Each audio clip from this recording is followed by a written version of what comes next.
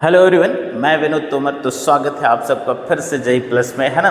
ठीक, हम लोग लेके आए हैं मैट्रिक्स के, है ना, 2 क्वेश्चंस हैं बेसिकली, और उन्हीं से रिलेटेड जो कॉन्सेप्ट हैं इसको डिस्कस करेंगे हम लोग। तो ये छोटी सी डेफिनेशन है, एक आइडेम्पोटेंट मैट्रिक्स क्या होता है, पहले तो इसे समझने की कोशिश करते हैं, है ना।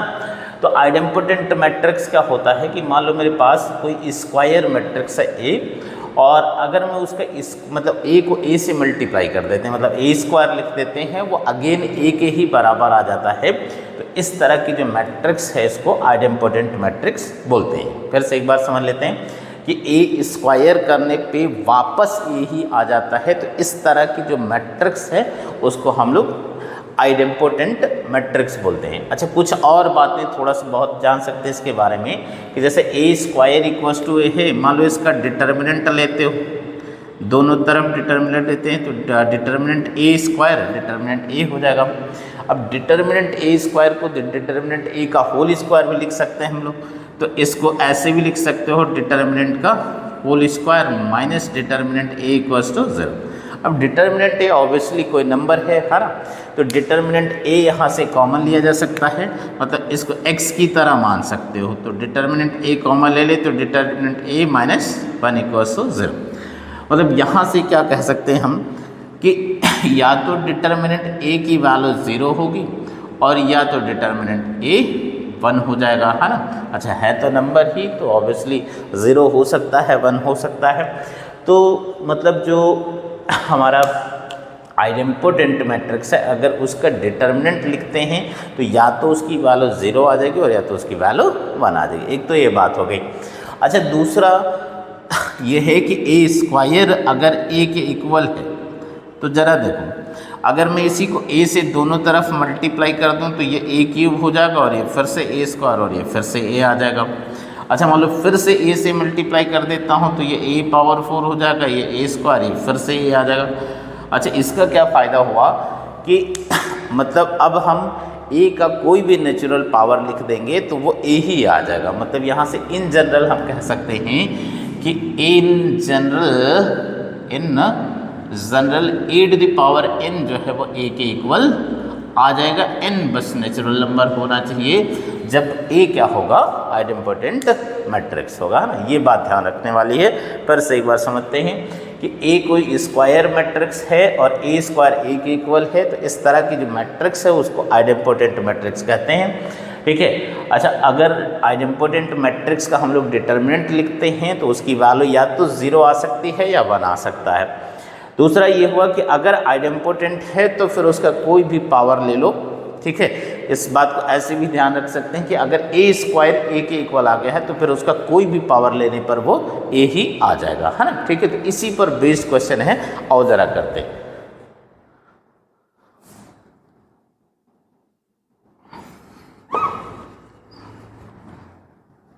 क्वेश्चन ये है अपने पास, और ये जेई मेन का सवाल है।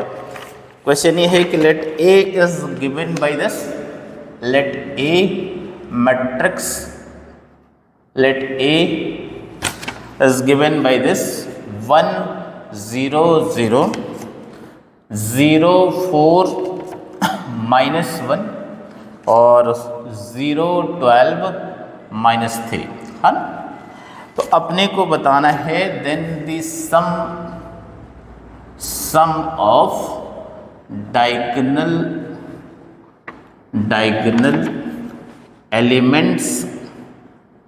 elements of a plus I to the power 11, है ना। ये बताना है अपने को। तो आओ जरा समझते हैं, a plus I to the power 11, है ना। ठीक। अच्छा, हम एक तो ये समस्या है कि a plus I की पावर 11 लिखना है। तो एक छोटी सी बात और समझते हैं कि अगर मेरे पास a इंटू बी और b इंटू ए ये दोनों इक्वल हो जाए, मतलब जो मैट्रिक्स का मल्टीप्लिकेशन है वो कम्यूटेटिव है, तो उस केस में हम जितनी भी आइडेंटिटीज़ होती हैं वो सब एज इट इज़ लिख सकते हैं, जैसा कि अलजेब्रिक आइडेंटिटी लिख सकते हैं। अच्छा, a इंटू आई और i इंटू ए दोनों a ही होता है, तो इसका मतलब ये मल्टीप्लिकेशन तो हमेशा ही कम्यूटेटिव है। अच्छा हमेशा ही कम्यूटेटिव है, इसका मतलब हमेशा हम, ठीक है, वो आई इस a प्लस आई की पावर n लिख दिया जाए, n नेचुरल नंबर है तो उस पर बायनोमियल थ्योरम अप्लीकेबल हो जाएगा।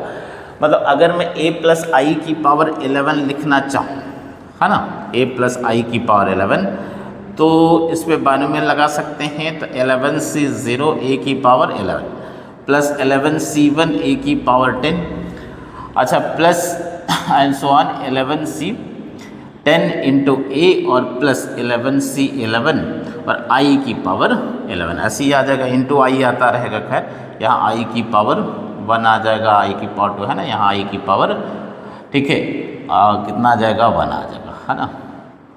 कुछ गड़बड़ लिखा गया है, जस्ट अ मिनट, i की पावर 10 होगा, सॉरी, है ना, i की पावर 10 होगा।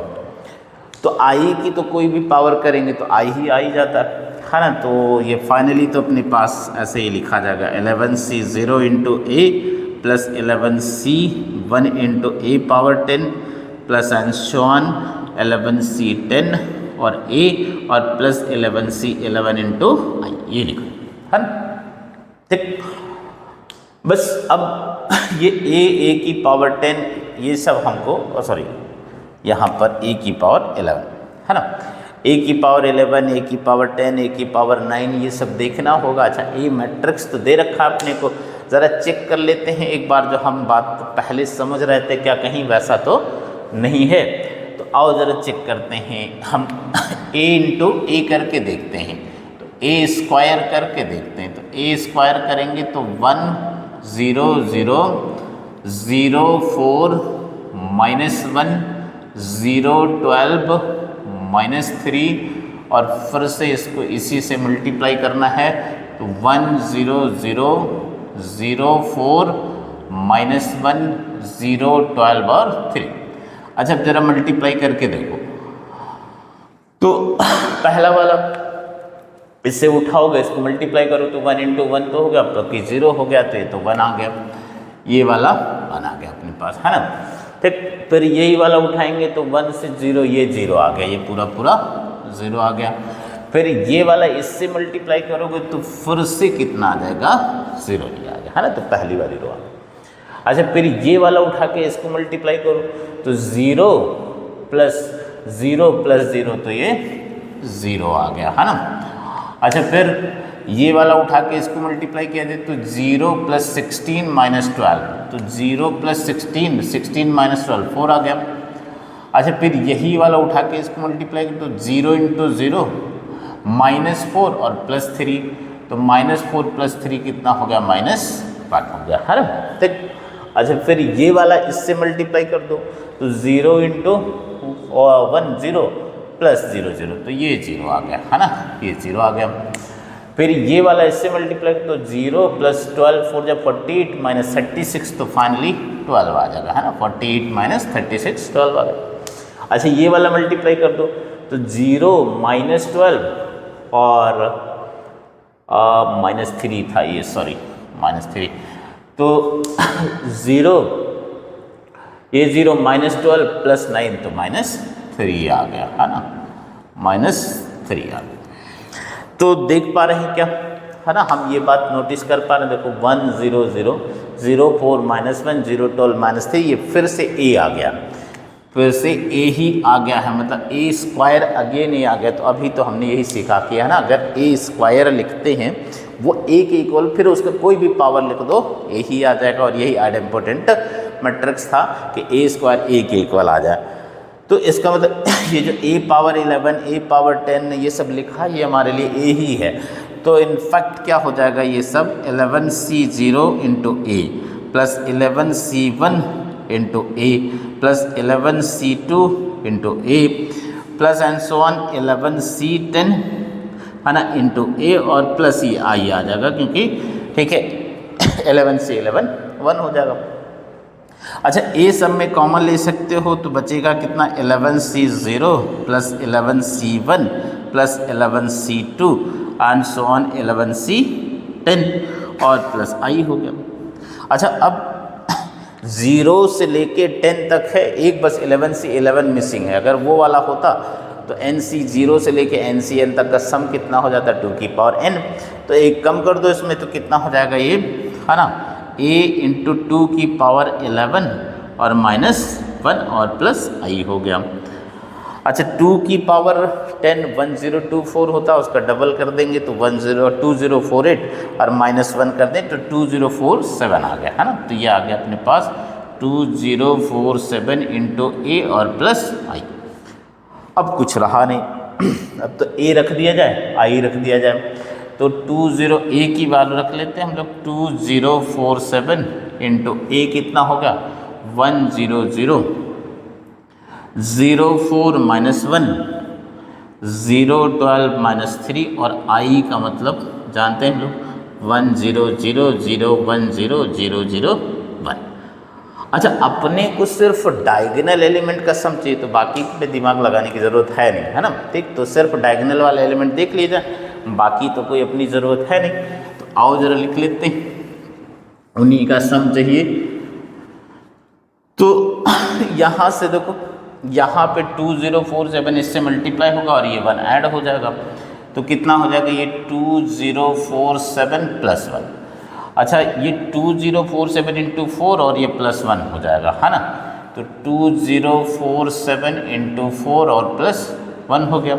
अच्छा यहाँ से -3 इंटू 2047 और +1 और आ जाएगा, बस यही डायगोनल्स के एलिमेंट का सम आ गया। तो फिलहाल तो ये 111 तो ये हो गया 2050। अच्छा ये 4 बार, ये 3 बार, तो एक बार और आ जाएगा तो 2047 आ जाएगा। अच्छा सम लिख लो, तो ये 7 आ गया, 5 और 4 9 हो गया, ये 0 हो गया और 2 2 4, तो फाइनल आंसर आ गया 4097, है ना। आई थिंक इस पे कंफर्टेबल हो, कोई प्रॉब्लम नहीं होनी चाहिए। तो ये एक बढ़िया सा, है ना,